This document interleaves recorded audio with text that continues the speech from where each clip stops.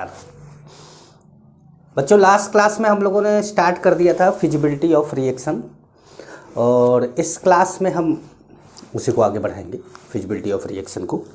ठीक है, तो मैंने एक दो रिएक्शन आपको दिए थे, मुझे याद नहीं है, शायद दो दिए थे, थर्ड ले लेते हैं। अगर एक ही दिया होगा तो आप नंबर चेंज कर लीजिएगा। ठीक है, मैंने आपको बोला था कि लेफ्ट साइड में स्ट्रांग होना चाहिए और राइट साइड में क्या होना चाहिए, वीक होना चाहिए। जैसे पहले कॉन्सेप्ट समझा दें आपको एक बार फिर से। Strong acid plus salt,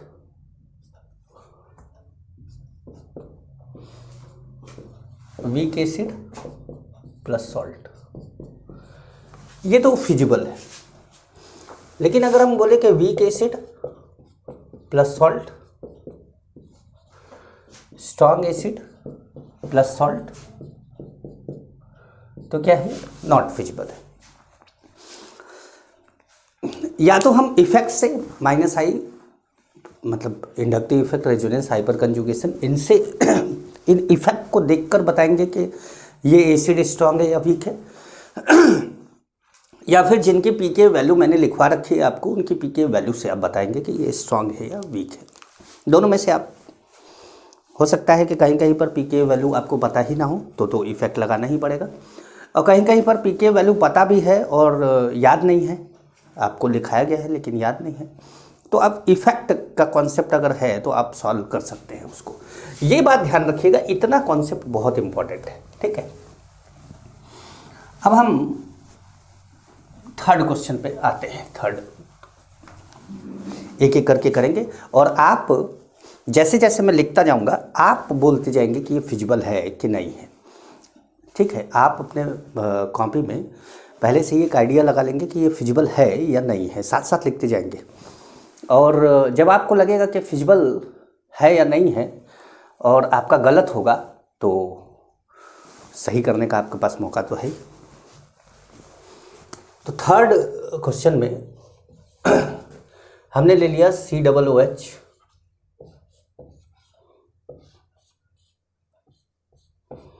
plus O minus Na plus, salt ले लिया और इधर बना दिया OH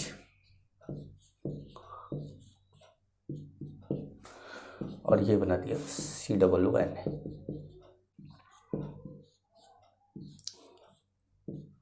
ठीक है, अब आपको क्या लगता है फिजिबल है कि नहीं है? आप लोगों ने विचार तो कुछ किया होगा, लेकिन देखिए इसकी पीके वैल्यू कितनी है 4.2 और इसकी पीके वैल्यू कितनी है 10 है। तो पीके वैल्यू 4.2 है, पीके वैल्यू 10 है, तो अगर पीके वैल्यू कम है तो एसिड कैसा है, स्ट्रांग है। इसका मतलब है कि ये स्ट्रांग है, ये वीक है और ये रिएक्शन कैसा है, फिजिबल है। इसी का उल्टा कर देंगे तो रिएक्शन क्या हो जाएगा, फिजिबल नहीं होगा। लेकिन हम इसको उल्टा नहीं करेंगे, हम कुछ और करके देखते हैं।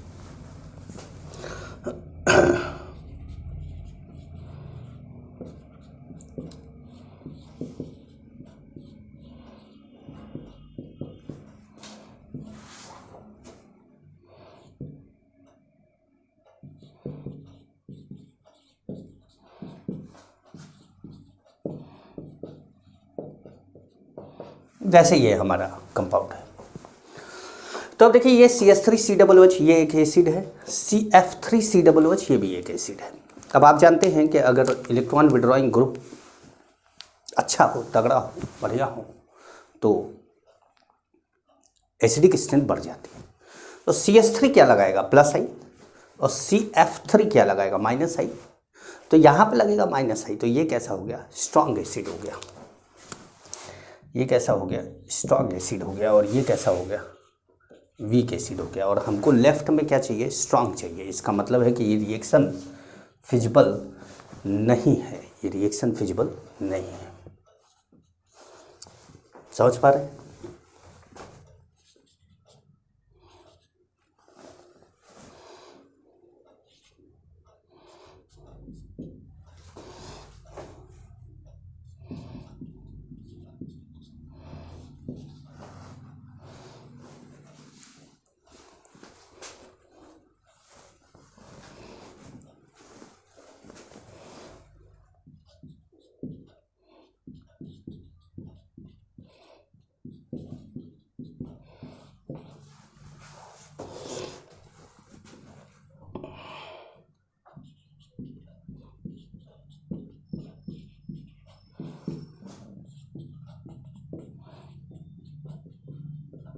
ठीक है भाई।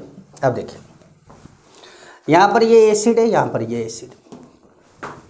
इस एसिड की पीके वैल्यू है 15.2 और इसकी है 16। तो जिसकी पीके वैल्यू कम होगी वो कैसा होगा जाएगा, स्ट्रॉन्ग एसिड हो जाएगा। और ये कैसा हो जाएगा, वीक एसिड हो जाएगा। तो अगर वीक एसिड राइट में है तो रिएक्शन कैसा है, फिजिबल है।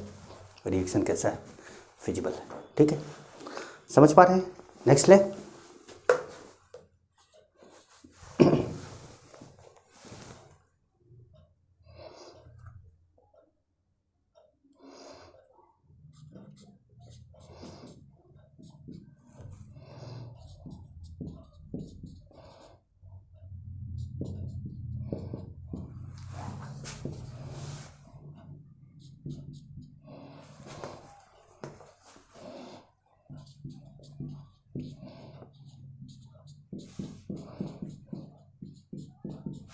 NaCl। अब CH3COOH एक एसिड है, HCN भी एक एसिड है। अब लेकिन HCN का पीके वैल्यू कितना है, तो HCN का पीके वैल्यू आप जानते हैं कि लगभग 10 होता है और CH3COOH का 4.7। इसका मतलब ये क्या है, स्ट्रॉन्ग एसिड है और ये कैसा है, वीक एसिड है। तो ये रिएक्शन नहीं होगा, रिएक्शन नहीं होगा। ठीक है, तो ऐसे ही बस ये ध्यान रखिएगा कि रिएक्शन होगा या नहीं होगा, होगा या नहीं होगा। आपको कुछ वैल्यू के साथ चलना पड़ेगा। जैसे एक दो क्वेश्चन और लेकर आपको समझाते हैं।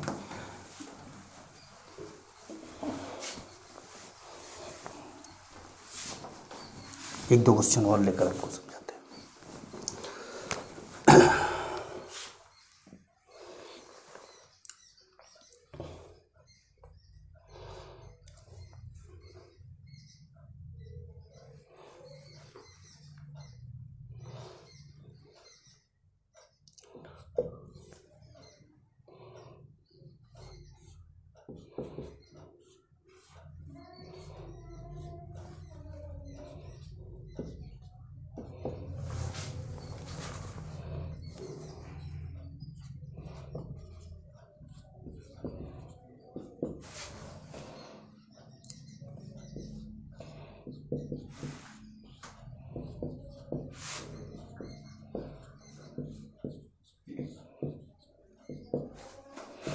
जैसे ये रिएक्शन है, अब इसके अंदर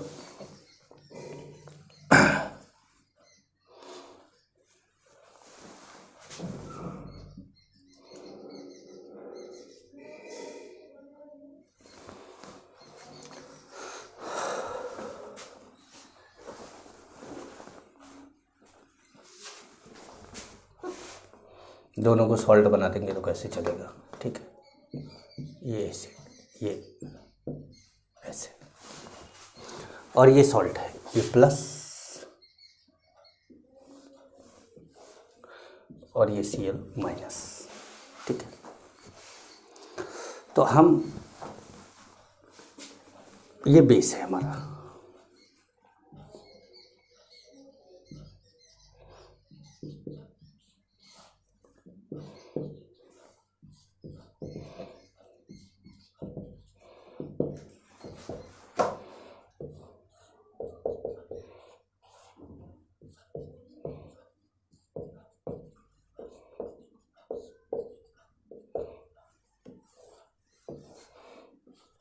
Cl माइनस।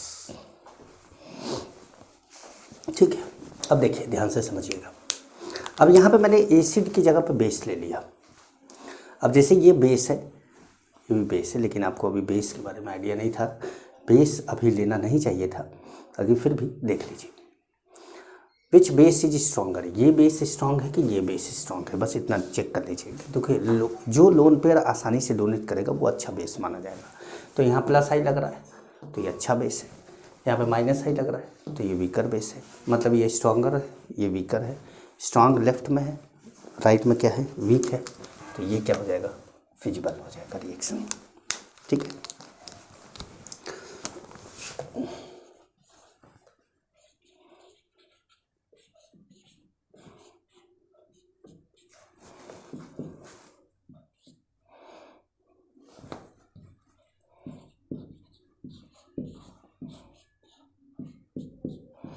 कई बार क्या होता है कि बच्चे कंफ्यूज हो जाते हैं फिनॉल को देख के, लेकिन वो ये नहीं जानते कि फिनॉल के साथ जो चीज़ें जुड़ी हुई हैं वो इसको और अच्छा बेस बनाती है। ठीक है, ये एसिड बनाती है।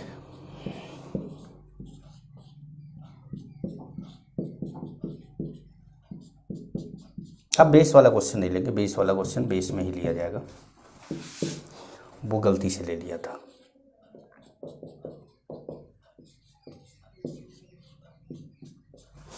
अब क्या ये रिएक्शन होगा या नहीं होगा, ये रिएक्शन फिजिबल है या नहीं है।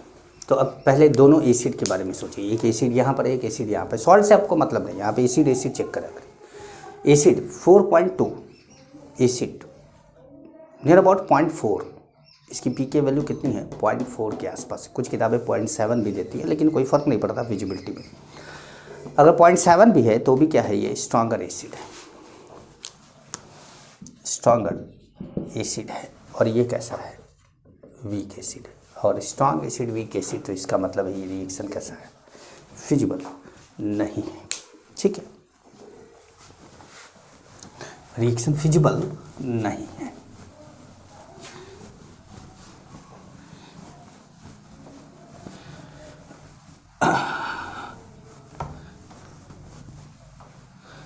समझ पा रहे हैं।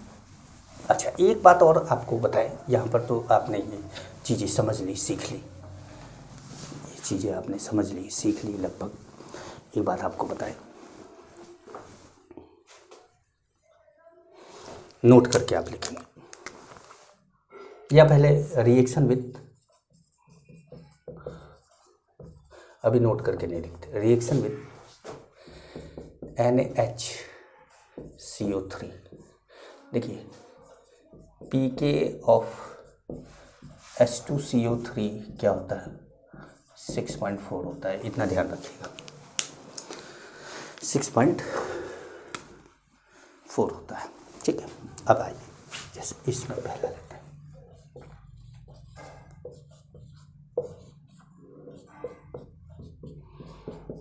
NaHCO3। अभी क्या हो गया, सॉल्ट हो गया, ये क्या हो गया, एसिड हो गया। अब ये क्या बन गया, H2CO3 plus COO minus Na plus. बस एक बात का ध्यान रखिएगा कि आपको H2CO3 ना देकर इसको वो देता है CO2 प्लस H2O। जब वो CO2 प्लस H2O दे तो समझ जाइए कि H2CO3 बना हुआ है। ठीक है, ध्यान रखिएगा, अगली बार से हम H2CO3, मैं तो समझाने के लिए हर जगह पे H2CO3 लिखता जाऊंगा, CO2 प्लस H2O लिखता जाऊंगा, लेकिन जब आपको क्वेश्चन में आएगा तो वो तो समझा के लिखेगा नहीं, तो उस समय आपको ध्यान रखना होगा। तो जैसे इसकी पीके वैल्यू कितनी है 4.2 और इसकी 6.4, तो ये कैसा है, वीक एसिड है, ये कैसा है, स्ट्रॉन्ग एसिड है। तो इसका मतलब ये रिएक्शन क्या है, फिजिबल है। ये रिएक्शन कैसा है, फिजिबल है। ठीक है, तो अब अगर कोई बोले कि which of the following gives CO2, which of the following gives CO2 with NaHCO3, तो जो भी स्ट्रॉन्गर एसिड होगा H2CO3 से, H2CO3 से स्ट्रॉन्गर एसिड सभी NaHCO3 के साथ CO2 देंगे। चलिए ऐसा भी क्वेश्चन करते हैं, लेकिन एक दो पहले इस पे देख लेते हैं।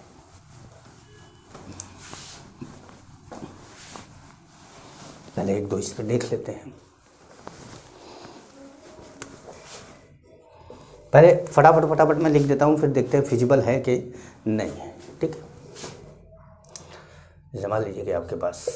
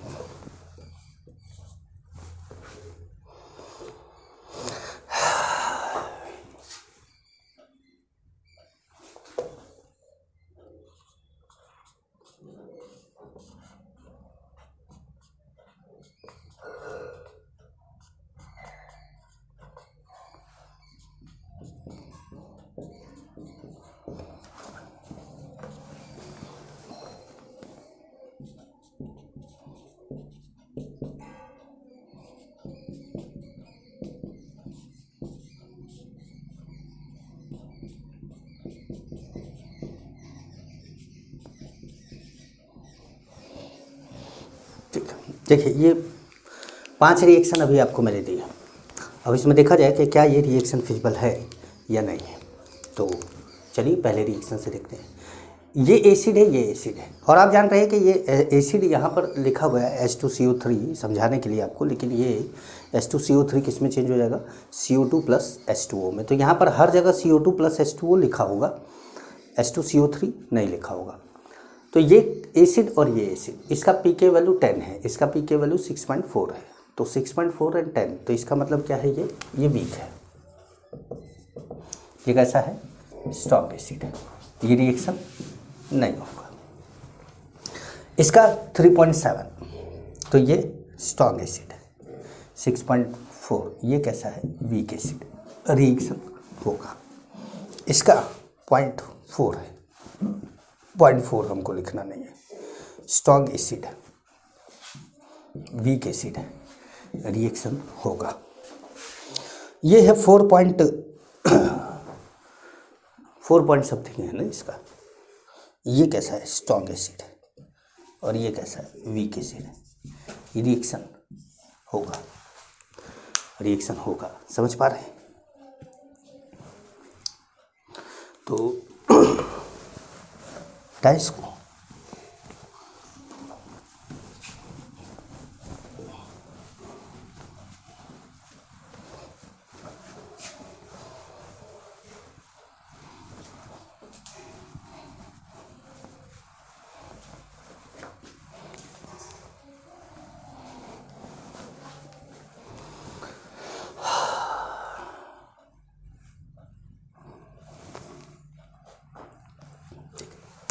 अच्छा, एक एक्सेप्शन भी लिख लीजिए।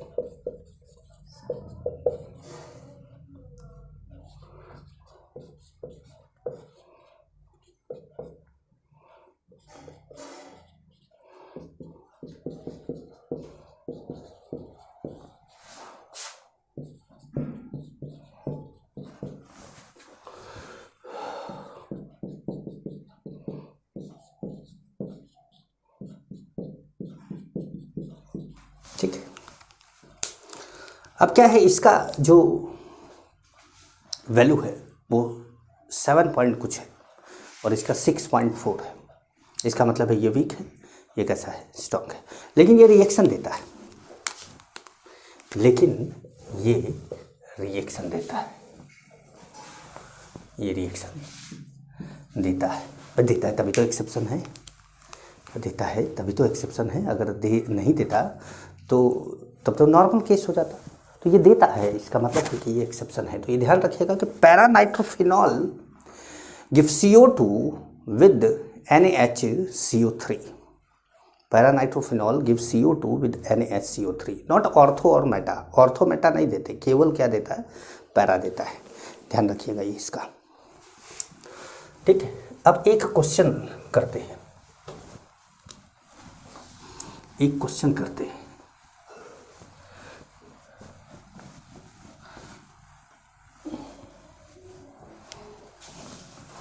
एक क्वेश्चन करते हैं। Which of the following give CO2 with NaHCO3? Which of the following give CO2 with NaHCO3? और मैं आपको कुछ कंपाउंड देता हूँ।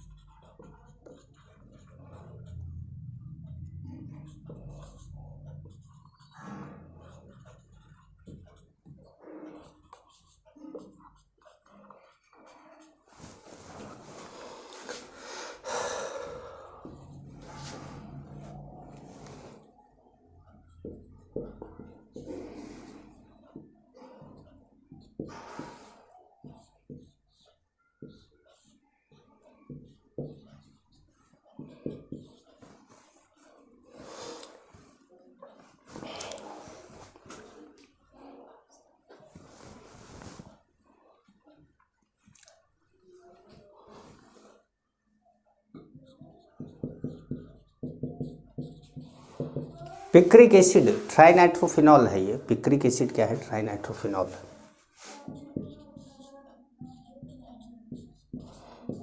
लिखने के तो पैरानाइट्रोफिनॉल यहाँ लिख सकते थे, लेकिन पूरा बना लेते हैं। पिक्रिक एसिड बहुत बड़ा पड़ जाता है।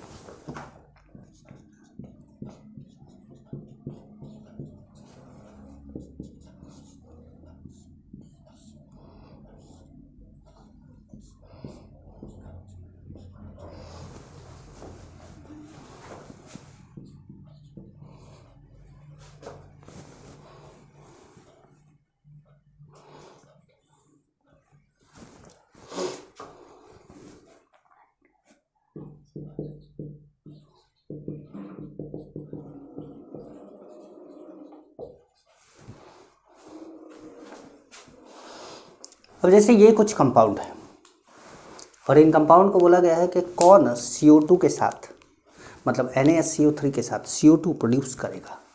तो देखिए, जो भी H2CO3 से स्ट्रॉन्गर एसिड होगा वो CO2 प्रोड्यूस करेगा। तो ये है, ये है, ये है, ये है, ये है, ये है, ये है, ये है, ये सब क्या थे? H2CO3 से स्ट्रॉन्गर एसिड थे। ये नहीं है, ये नहीं है, अल्कोहल नहीं है, पिक्रिक एसिड है। ये एक्सेप्शन है। ये कैसा है? ये एक्सेप्शन है, ये नहीं है। ये 16 इसकी भी वैल्यू है, ये नहीं है, ये एक्सेप्शन नहीं, ये तो है। तो इसका मतलब है कि जो स्ट्रॉन्गर एसिड होगा वो H2CO3 के कंपेयर में स्ट्रॉन्गर एसिड होगा, वो H2CO3 के साथ CO2 प्रोड्यूस करेगा, मतलब NaSCO3 के साथ CO2 प्रोड्यूस करेगा। तो ये कुछ कंपाउंड हैं जो NaSCO3 के साथ CO2 प्रोड्यूस करेंगे। ये बात का ध्यान रखेंगे आप। एक और क्वेश्चन दिया जाए। अब देखिए, इस समय ये टॉपिक आप पढ़ रहे हैं, तो जो क्वेश्चन मैं देने जा रहा हूँ उसको बड़े आराम से कर लेंगे। इस समय ये टॉपिक आप पढ़ रहे हैं, तो जो मैं क्वेश्चन देने वाला हूँ उसको आप कर लेंगे। लेकिन अगर आप यही टॉपिक ना पढ़ रहे होते और मैं आपको क्वेश्चन दे देता, तो शायद आप नहीं कर पाते।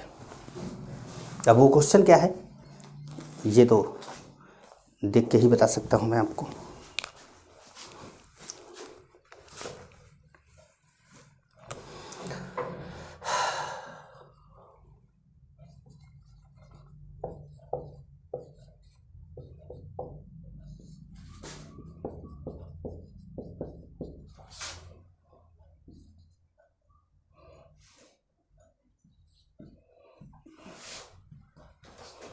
गैस ए,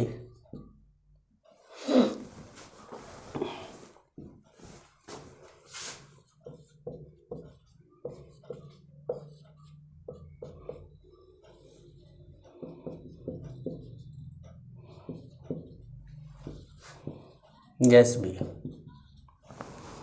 गैस ए है, गैस बी है। The gas A and B are, चार ऑप्शन हैं आपके सामने। CO2 एंड SO3, CO2 एंड SO2, CO2 एंड CO2, CO2 एंड CO। ये चार तरह का ऑप्शन आपको दे दिया। कंफ्यूजिंग ऑप्शन होता है। अब देखिए, आप अपने नॉर्मल कॉन्सेप्ट से देखिए, NaCO3 से क्या ये स्ट्रॉन्गर एसिड है ना? तो यहाँ H2CO3 बनेगा। H2CO3 किस में टूटेगा? CO2 में। इसका मतलब यहाँ क्या रिलीज होगी? CO2। NaCO3 से ये भी स्ट्रॉन्गर एसिड है ना? तो यहाँ पर क्या बनेगा? H2CO3, और वो क्या रिलीज करेगा? CO2। तो सिंपल सा गेम है। लेकिन जब बच्चा इसको देखता है तो वो सोचता है SO3 रिलीज होगा कि SO2 रिलीज होगा। उसके दिमाग में दो ऑप्शन चलने लगते हैं इन दोनों में से। वो ये तो सोचता ही नहीं कि ये भी हो सकता है, वो तो उधर चलने लगता है। और वो जब उधर चलने लगता है तो फिर गड़बड़ चलने लगता है। इस बात का ध्यान रखिएगा।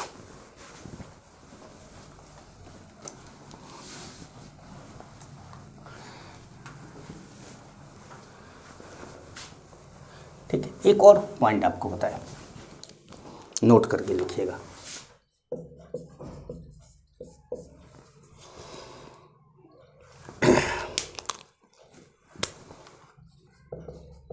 Acid weaker then water not react with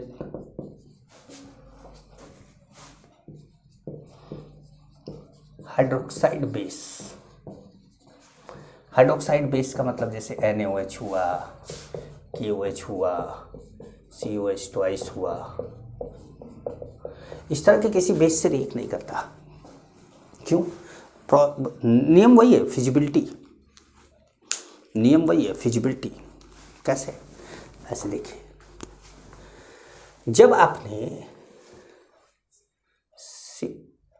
CH3COOH लिया और NaOH लिया तो आपने बनाया CH3COO -Na प्लस H2O। अब एसिड यहाँ पे कौन है? ये एसिड है और ये एसिड है, ये भी एसिड है और ये भी क्या है? एसिड है, दोनों एसिड है। अगर ये दोनों एसिड है तो ये कैसा है? स्ट्रॉन्ग एसिड है, और ये कैसा है? वीक एसिड है। भाई वाटर का नियर अबाउट 15.8 15.74 होता है ना, तो 15.8 के आसपास है, और ये तो कितना होता है? 4.7। तो इसका मतलब है कि ये रिएक्शन फिजिबल है। पर अगर यही रिएक्शन ऐसे करा दिया जाए कि CH3 CH2OH प्लस NaOH, और बोला जाएगा CH3 CH2O Na plus H2O, तो अब ये कैसा हो गया? वीक एसिड हो गया, और ये कैसा हो गया? स्ट्रॉन्ग एसिड हो गया, क्योंकि इसका 15.74 है और इसका 16 है, तो ये रिएक्शन नहीं होगा। जैसे CH ट्रिपल बॉन्ड CH है प्लस NaOH है, तो आप बोले कि भाई CH triple bond C Na plus H2O होगा। तो अब इसका पीके वैल्यू 25 है और इसका पीके वैल्यू 15.74 है। ये कैसा है? वीकर एसिड है। ये कैसा है? स्ट्रॉन्गर एसिड है। ये रिएक्शन भी नहीं होगा। समझ पा रहे हैं? अब जैसे यही फिनॉल ले लेते हैं, फिनॉल है NaOH और आपने बना दिया O Na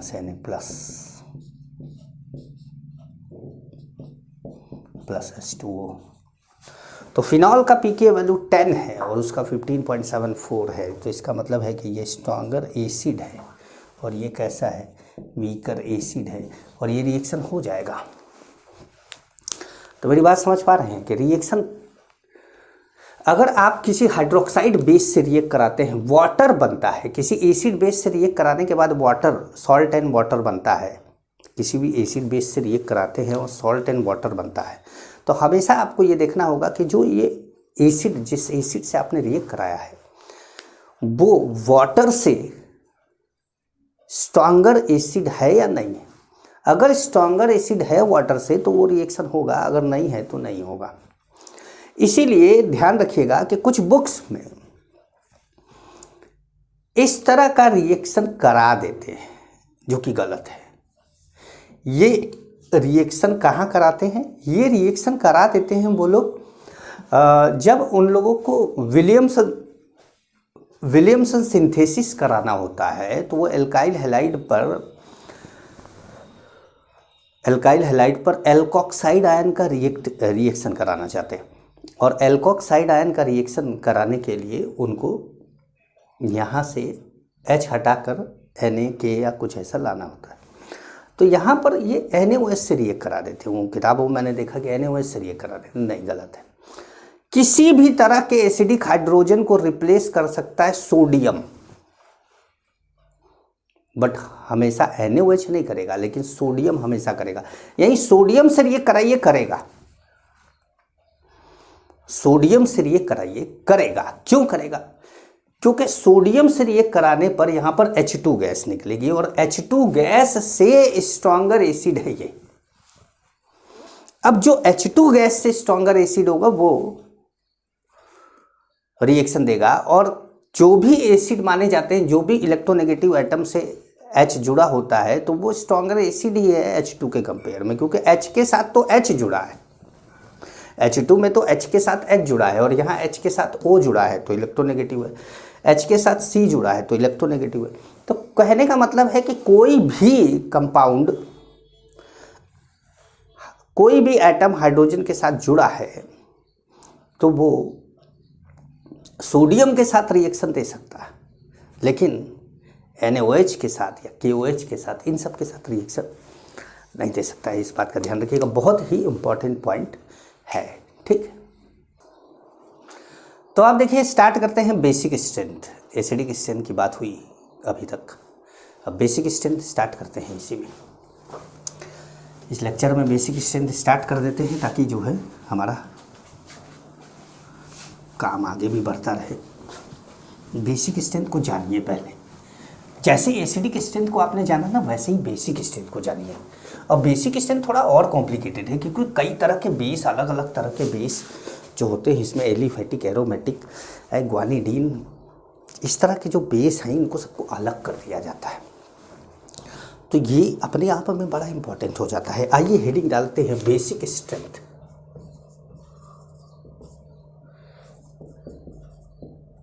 strength, basic strength, BS बोल देंगे शॉर्ट में, BS बोल देंगे शॉर्ट में। ठीक है, जो बेसिक स्ट्रेंथ होता है, बेसिक स्ट्रेंथ वो डायरेक्टली प्रोपोर्शनल टू होता है KB के, इन्वर्सली प्रोपोर्शनल टू होता है PKB के। ये हम लोगों ने बात करी थी, आप चाहे तो थोड़ा सा बढ़ा सकते हैं। डायरेक्टली प्रोपोर्शनल टू होता है मतलब इन्वर्सली प्रोपोर्शनल टू होता है Ka के, डायरेक्टली प्रोपोर्शनल टू होता है PK के, ऐसे भी कर सकते हैं जैसा कि हम लोगों ने एसिडिक स्ट्रेंथ में किया था। ठीक है, अब एक बात का ध्यान रखिएगा कि एसिड जैसे था वैसे बेस के बारे में भी थोड़ा सा लिख लीजिएगा कि बेस कौन है। तो बेस है इलेक्ट्रॉन पेयर डोनर। हमको इससे ज़्यादा काम है, H प्लस एक्सेप्टर, हमको इससे भी काम है, OH माइनस डोनर। इस टॉपिक में हमको इससे काम नहीं है, OH माइनस डोनर से काम नहीं है।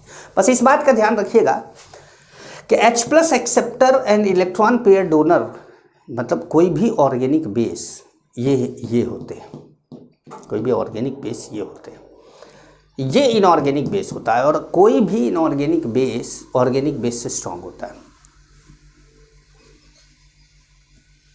कोई भी इनऑर्गेनिक बेस जो होगा वो ऑर्गेनिक बेस से स्ट्रांग होता है, चाहे ऑर्गेनिक बेस कितना भी स्ट्रांग हो, है ना। इस बात का ध्यान रखेंगे। तो हमको इन दोनों की ज़रूरत है, इन दोनों की ज़रूरत है। और मैंने डबल टिक किस लिए किया कि हमको इसकी ज़्यादा ज़रूरत है, इसकी भी ज़रूरत है, मतलब थोड़ा कम लेकिन इसकी ज़्यादा। बात का ध्यान रखना है। इलेक्ट्रॉन पेयर डोनर कौन हो सकता है? Who can give electron?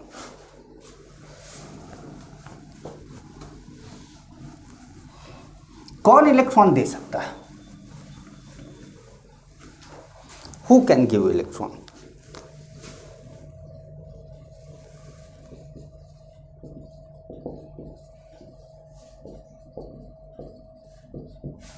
Who can give electron? Atom having either negative charge or lone pair। ऐसा एटम जिसके पास नेगेटिव चार्ज हो या लोन पेयर हो वो इलेक्ट्रॉन दे सकता है। ठीक है, अब इसका मतलब है कि इलेक्ट्रॉन डोनेट करने के लिए या तो नेगेटिव चार्ज बन जाए और या तो क्या बन जाए, या तो नेगेटिव चार्ज बन जाए या तो उसके पास पहले से लोन पेयर हो। जैसे H प्लस प्लस ए माइनस। अब ये कौन है, ये बेस है, और ये कौन है, ये एसिड है। मतलब H प्लस देने के बाद जो बचता है वो बेस है। वैसे कंजुगेट बेस है, लेकिन बेस तो है, नाम पूरा तो कंजुगेट बेस है लेकिन बेस तो है। तो H प्लस देने के बाद जो बचता है वो बेस है, और बेस कौन है, एनायन है। अब इलेक्ट्रॉन डोनेट करना है इसको, और जितना आसानी से डोनेट कर दे उतना अच्छा बेस है।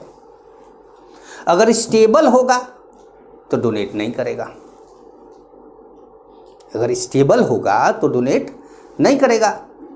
तो इसका मतलब है stable anions are weaker base, stable anions are weaker base. ये अपने आप में एक खास पॉइंट होगा, ये कुछ लिखेंगे इसको आप, मतलब एक इंपॉर्टेंट पॉइंट की तरह देखेंगे कि stable anions are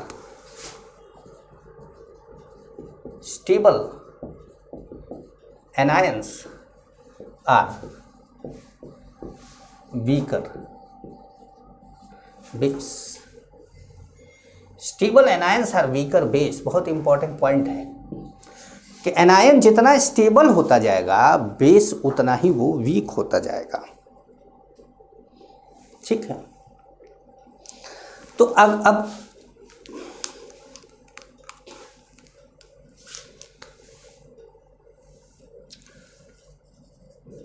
comparison of basic strength. पहला, if electron pair donor atom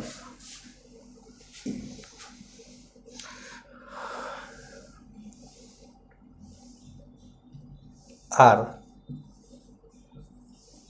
belongs to same period. If electron pair donor atom are belongs to same period, तब क्या होगा, the basic strength inversely proportional to होगा electronegativity के। कि electronegativity ज़्यादा तो electron रखने की टेंडेंसी ज़्यादा। अगर इलेक्ट्रोनेगेटिविटी ज़्यादा है तो इलेक्ट्रॉन रखने की टेंडेंसी ज़्यादा है, देने की कम है। और अगर इलेक्ट्रोनेगेटिविटी कम है तो इलेक्ट्रॉन देने की टेंडेंसी ज़्यादा है, रखने की कम है। समझिएगा बात को। किसी की इलेक्ट्रोनेगेटिविटी ज़्यादा है तो वो इलेक्ट्रॉन रखेगा ना भाई, वो डोनेट क्यों करेगा। और जब तक डोनेट नहीं करेगा तब तक वो बेस कैसे माना जाएगा। तो बेस के लिए तो उसकी इलेक्ट्रोनेगेटिविटी कम होनी चाहिए। तो आप ये ध्यान रखिएगा कि जैसे बेसिक स्ट्रेंथ है, तो जैसे CS3 minus, NH2 minus, OH minus, F minus. अब इसमें सब में इलेक्ट्रोनेगेटिविटी देखिए तो F की सबसे ज़्यादा इलेक्ट्रोनेगेटिविटी है तो F को सबसे पीछे ढकेल दिया। कार्बन की इलेक्ट्रोनेगेटिविटी कम है तो कार्बन को सबसे आगे कर दिया, क्योंकि ये इलेक्ट्रॉन आसानी से डोनेट कर सकता है। तो अच्छा बेस माना जा रहा है, ये खराब बेस माना जा रहा है। समझ गए। अच्छा, if electron pair donor atoms are belongs to same group, अगर सेम ग्रुप के हों,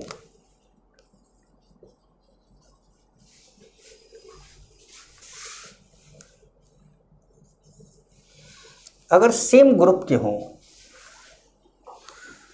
तो इनवर्सली प्रोपोर्शनल टू होगा साइज के। साइज जितना ज्यादा इलेक्ट्रॉन रखने की टेंडेंसी ज़्यादा और डोनेट करने की टेंडेंसी कम।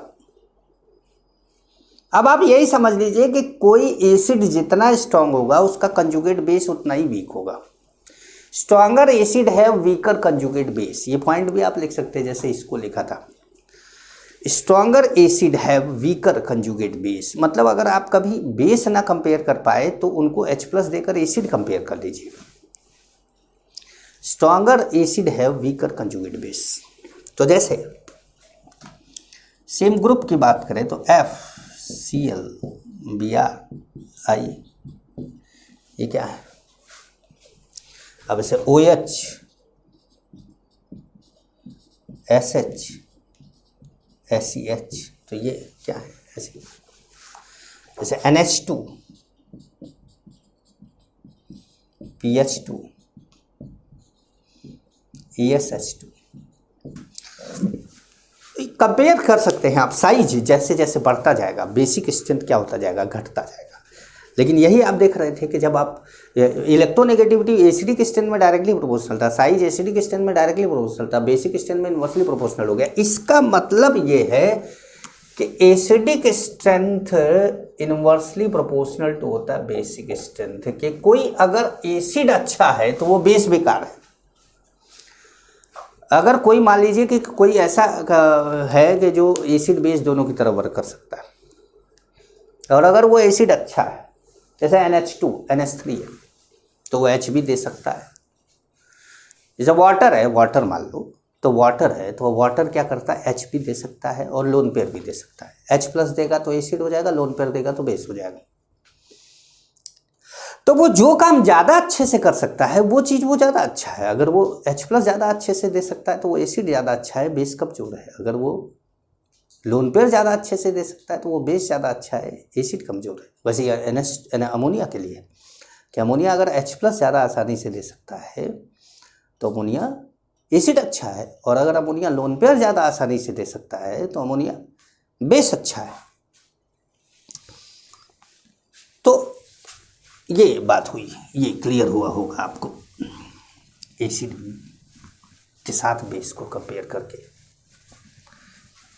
ठीक है, कंपैरिजन और बेसिक स्ट्रेंथ। तो अब हम बात करते हैं तीसरा जो हमारा है, तीसरा पॉइंट है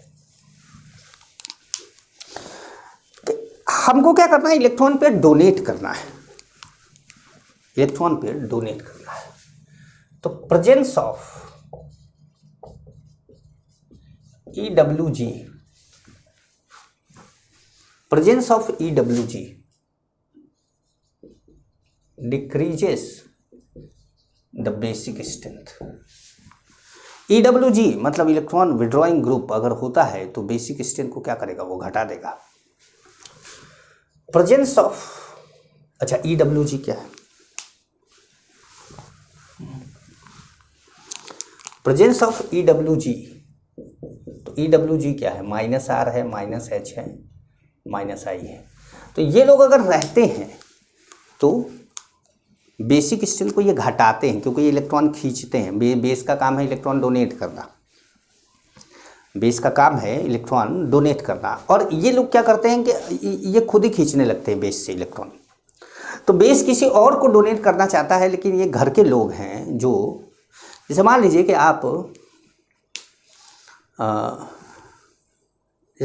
आप किसी को कुछ दान करना चाहते हैं, डोनेट करना चाहते हैं, लेकिन घर के लोग हैं जो वो अक्सर इसके खिलाफ है। मान लीजिए कि यार सब लुटा देते हैं, सब लुटा देते हैं, तो वो अक्सर ऐसा करते हैं कि वो, जैसे मान लीजिए कि आप 100 कंबल लेकर आए किसी को बांटने के लिए, तो पता चले घर वाले 10 कंबल चुरा के रख दिए कि ये हमारे काम आएगा, तो भैया उनसे गरीब तो तुम हो। तो ये जो 10 कंबल निकाल लिया, ये क्या है? ये है इंडक्टिव इफेक्ट। ये -R है, -I है, ये -H है, ये खींच रहे हैं ये लोग। और यही आप 100 कंबल लेकर आए किसी को ठंड में बांटने के लिए, और घर वालों ने भी सोचा कि अरे वाह बेटा बहुत अच्छा काम कर रहा है, उन्होंने 10-20 कंबल और ला के रख दिए, लो बेटा इसको भी बांट देना। तो ये क्या है? ये +I है, ये +H है, ये +R है। ये इन लोगों ने आपके इलेक्ट्रॉन डेंसिटी, आपके कंबल की डेंसिटी को बढ़ा दिया। अब आप और बांटिए, और आसानी से बांटिए। तो अगर कोई खींचता है तो इलेक्ट्रॉन कम कर देता है, इलेक्ट्रॉन कम कर देगा तो किसी को डोनेट करने में मुश्किल होगी। अगर कोई डोनेट करता है, बेस को बढ़ावा मिलता है इससे।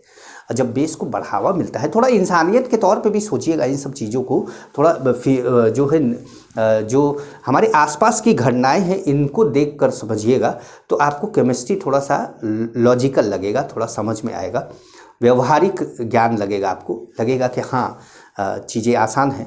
और खाली H+ और लोन पेयर और ये वो इसी में उलझे रहते हैं ना, तो आपको केमिस्ट्री क्या है ना कि एक शब्दों का जाल लगता है कि कुछ तरह के शब्द हैं जो केमिस्ट्री को बांधे हुए हैं। लेकिन जब आप सोशली इसको देखते हैं, जैसा कि मैं हमेशा देखता हूँ इसको, तो मुझे ये समझ में आता है कि मैं जब चलता फिरता एग्जाम्पल बनाता हूँ कि मैं जैसे कि अगर मैं कल ही की बात करूँ तो मुझे कल भी कई एग्जाम्पल मिले हैं जो मैं आगे चल के आपको बताऊँगा।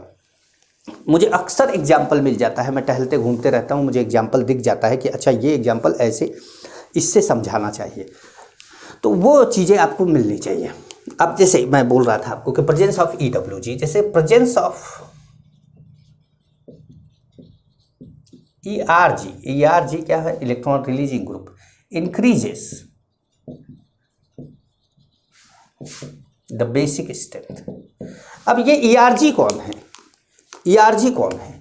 तो ERG वो है जो 100 कंबल में 20 कंबल बढ़ा दिए थे, आपके घर वालों ने बढ़ा दिए थे कि 100 कंबल में 20 कंबल बढ़ा दिए थे, है ना। तो हमारे यहाँ जो है ये +R +H +I के नाम से जाने जाते हैं।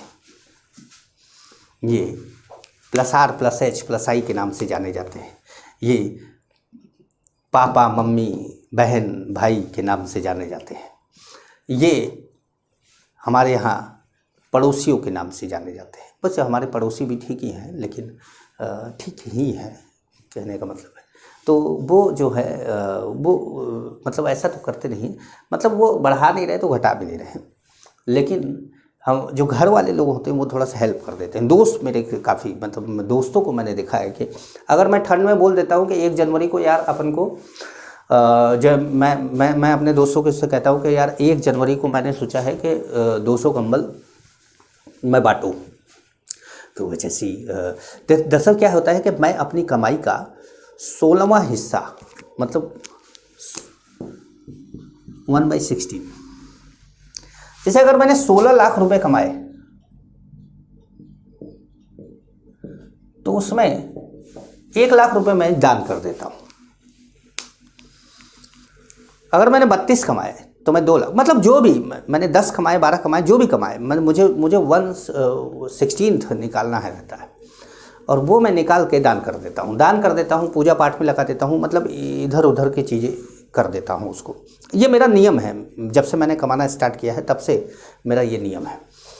तो अब जैसे कई बार क्या होता है कि 1 जनवरी को अक्सर मेरे साथ ऐसा होता है कि मैं मूड बनाता हूँ 200 कंबल का, और जब कंबल जुटता है तो वो 1000 हो जाता है, 1500 हो जाता है। तो हम लोग रात को 11 बजे निकलते हैं। 1 जनवरी आप जानते हैं ठंड का समय रहता है। अब वो बात 1 जनवरी ऐसा नहीं है कोई मतलब दिन, 1 जनवरी को क्या होता है कि अक्सर ऑफलाइन कोचिंगों में क्या होता है छुट्टी होता है, और 31 दिसंबर को क्या होता है ना, रात को पीएलए बड़े घूमते हैं। तो वो गाड़ी वाड़ी लेकर, अगर कार वार लेकर आप जा रहे हैं तो एक्सीडेंट का बड़ा डर रहता है। 1 जनवरी को सब पी के थके रहते हैं, तो इसलिए रात को निकलने का कोई चांस नहीं रहता। 1 जनवरी को हम लोग इसलिए जाते हैं। अब बाकी वो ऐसा नहीं है कि 1 जनवरी को वो नया साल स्टार्ट हुआ, ऐसा कुछ नहीं है। मतलब हमारा ये है कि जनवरी में ही से, आजकल जनवरी से ही ठंड स्टार्ट होती है, क्योंकि अभी नवंबर आ जाता है, दिसंबर आ जाता है, लेकिन ठंड आपको नहीं दिखती है। तो हम लोग, मैं अपने दोस्तों से जब कहता हूँ तो वो कहते हैं कि बहुत अच्छा विचार है, और वो मेरा सहयोग करते हैं। और सहयोग कैसे कि वो सभी, जैसे मैंने बोला कि यार 200 कंबल का बजट इतने का है, क्योंकि एक कंबल 300 का है या 400 का है, तो वो मुझे या तो मेरे साथ चलते हैं और अपना भी पैसा लगा कर ख़रीद लेते हैं, क्योंकि इतने ढेर सारे कंबल एक आदमी को ख़रीद के लाना लादना सब तो बड़ा मुश्किल हो जाता है। तो 4-5 लोग मिल के जाते हैं उसमें। तो ये क्या है, ये मेरी बेसिक स्ट्रेंथ को बढ़ा रहे हैं। तो मैं बेस हूँ, मैं डोनेट कर रहा हूँ, मैं बेस हूँ, लेकिन मैं कमज़ोर बेस था। मैं 200 कंबल ही बांटना चाह रहा था, लेकिन अब 2000 कंबल बांट रहा हूँ या 1500 कंबल। अक्सर ऐसा होता है कि 1000 से ऊपर हम लोग बांटते हैं। तो जब भी हम लोगों को प्लानिंग करना होता है तो हम लोग जो है 20 दिसंबर को ही अपने दोस्तों से बात कर लेते हैं कि देखो भाई ये काम है और हम लोग ये इस दिन करेंगे। और उस दिन जो है रात को जब हम लोग निकलते हैं 11 बजे, तो 11 बजे 12 बजे निकलते हैं, तो रात को 4 बज जाता है हम लोगों को बांटते बांटते। क्योंकि दिन में क्या होता है ना कि बड़े चाल पहल होता है, रात को क्या होता है कि लोग जो गरीब लोग रहते हैं फुटपाथ पे हर जगह पे ऐसे सोए रहते हैं, वो अपना सो जाते हैं और उनको रात को धीरे से कंबल उड़ा के चले जाओ, है ना, तो उनको रात को कंबल उड़ा के चले जाओ तो पता नहीं चलता है कि उनको कौन उड़ा के गया, और वो बस मन में दुआएं दे देते हैं कि हाँ भाई अच्छा है।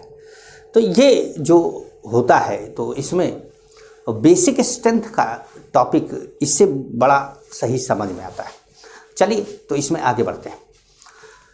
तो अगर EWG है तो ये क्या करता है, बेसिक स्ट्रेंथ को घटाता है, और अगर ERG है तो वो बेसिक स्ट्रेंथ को क्या करता है, बढ़ाता है। ठीक है, बेसिक स्ट्रेंथ को बढ़ाता है। अब अगर बेसिक स्ट्रेंथ को बढ़ाता है, जैसे मान लीजिए कि presence of EWG decreases the basic strength and decreases